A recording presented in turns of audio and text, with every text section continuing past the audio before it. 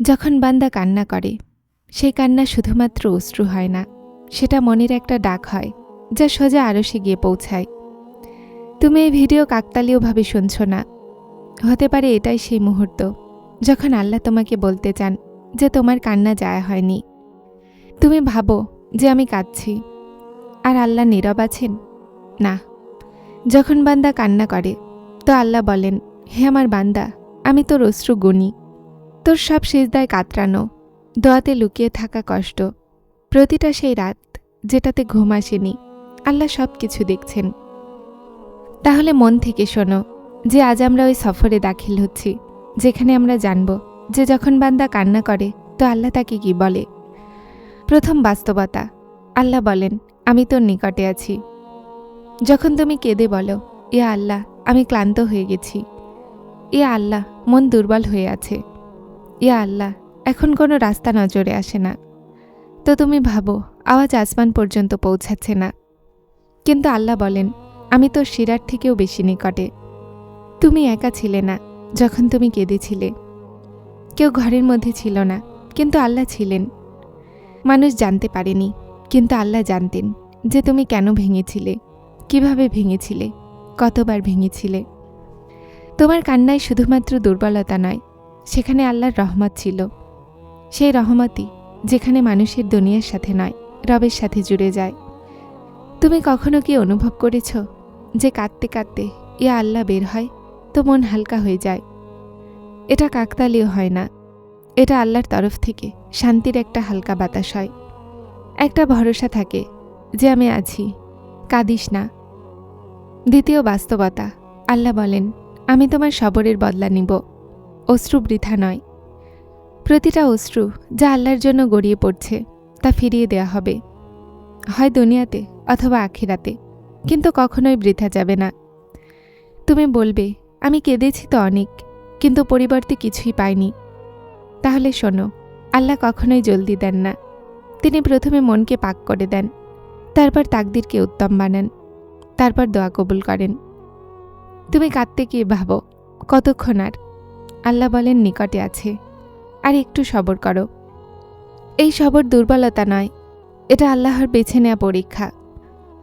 প্রতিটা সেই মন যা ভেঙে গিয়েও আল্লাহকে ডাকতে থাকে, সে আল্লাহর বিশেষ নজরদারির মধ্যে সামিল হয়ে যায়। হয়তো তোমার মনে হচ্ছে যে জীবন শক্ত হয়ে গেল, রাস্তা বন্ধ হয়ে গেল, মানুষ ছেড়ে গেল, কিন্তু তুমি এখনও আল্লাহকে মনে করো। তাহলে বিশ্বাস করো, আল্লাহ তোমার থেকে এটাই চান। তুমি দুনিয়ার কাছে নয়, আল্লাহর সাথে জুড়ে যাও, আর তুমি জুড়ে গেলে। এজন্যই তুমি কেঁদেছিলে। তৃতীয় বাস্তবতা, আল্লাহ বলেন, আমি শুনছি। যখন বান্দা সিজদাতে ভেঙে গিয়ে পড়ে যায়, আর কথা খুঁজে পায় না, শুধুমাত্র দীর্ঘশ্বাস থেকে যায়, তো আল্লাহ বলেন, আমি অন্তরের কথাও শুনি। যারা বলো না, যা লুকিয়ে নাও, যা দুনিয়ার সাথে মজবুত বানিয়ে বসো, আল্লাহ সেটাকেও জানেন। মানুষ শুধুমাত্র অশ্রু দেখে, আল্লাহ কারণও দেখেন। মানুষ বলে সবর করো, আল্লাহ বলেন, আমি তোমার সাথে আছি। যখন তুমি কান্না করো, তো আল্লাহর রহমত তোমার আশেপাশে নীরবভাবে আসে। ফেরেশতারা তোমার অশ্রুর সাথে সাথে দোয়া করে, আর ভাগ্য আস্তে আস্তে তোমার হকে বদলে যায়। তুমি দেখতে পাও না, কিন্তু আল্লাহ কাজ করছেন। আপনি কি জানেন যে যখন বান্দা ভেঙে গিয়ে কাঁদে, তো আল্লাহ তার জন্য কি ফায়সালা করেন, কোন রহমত তার দিকে দৌড়ে আসে, আর প্রতিটা অশ্রু কখন কবুলিয়তে বদলে যায়। যেমন মন অনেকক্ষণ কান্নার পরে কিছুক্ষণের জন্য নীরব হয়ে যায়। তুমি কান্না করো, আর তোমার মনে হয় হয়তো এটা দুর্বলতা, কিন্তু বাস্তবতা হলো এটা, যখন বান্দা কেঁদে আল্লাহর দিকে ফিরে আসে, তো সেই ফিরে আসা তার তাকদির বদলে যায়। আজ আমরা এই কথাকেই শুনব। আজ আমরা জানব যে যখন মানুষ কাঁদে, তো তার জন্য আল্লাহ কি ফয়সালা লিখে দেন।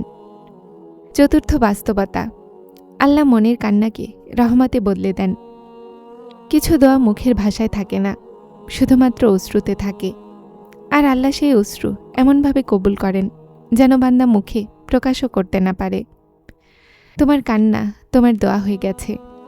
তোমার পাঠানো অশ্রু এখন জমিনে এমনভাবে গড়িয়ে পড়ে যেন কেউ বলছে, ইয়া আল্লাহ, বাস এখন আপনি শুনে নিন। আর আল্লাহ জবাব দেন নীরব রহমতের সাথে, বদলানো নসিবের সাথে, নতুন আলোর সাথে। তোমার মনে হচ্ছে কিছুই হচ্ছে না, কিন্তু সেই মুহূর্তেই আল্লাহ তোমার তাকদির লিখছেন। বন্ধ দরজা এক এক করে কাঁপতে শুরু করে। যে রাস্তা তোমার বন্ধ অনুভব হচ্ছে সেটা আস্তে আস্তে খুলতে শুরু করে। আর তুমি অবাক হও, এটা কিভাবে হয়ে গেল?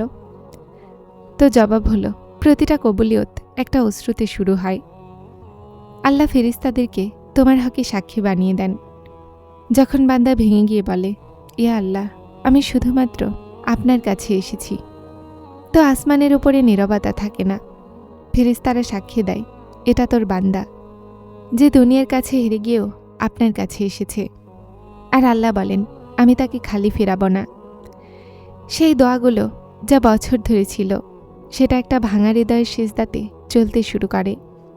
সেই কাজ যেটাকে তুমি অসম্ভব ভেবেছিলে, সেটা আল্লাহর ইশারাতে সম্ভব হতে লাগে। তুমি ভাবো তুমি কাঁদছ, কিন্তু আসলে তোমার তাকদির হাসছে।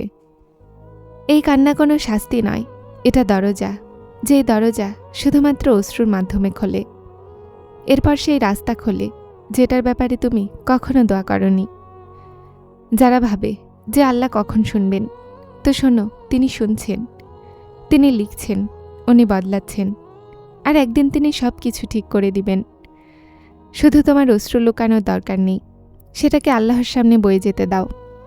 কেননা কান্নার পরে যা পাওয়া যায় সেটা অন্য কোনো ইবাদতে পাওয়া যায় না। হে আল্লাহ, যারা এটা শুনছে তাদের অন্তরে আপনার রহমত দিয়ে দিন। তার থেমে থাকা দোয়া কবুল করে নিন। তার অশ্রুকে জান্নাতের আলো বানিয়ে দিন।